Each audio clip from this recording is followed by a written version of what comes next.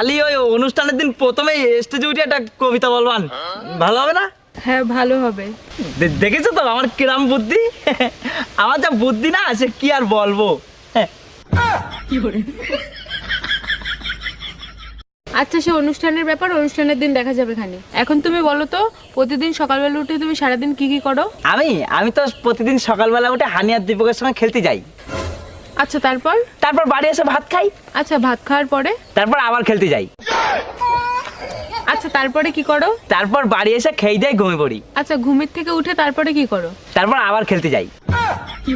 সারাদিন খেলা খেলা আর খেলা, খেলা ছাড়া তোমার আর কোনো কাজ নেই?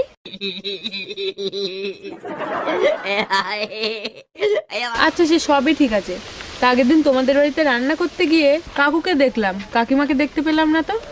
আমার মা, আমি শুনিস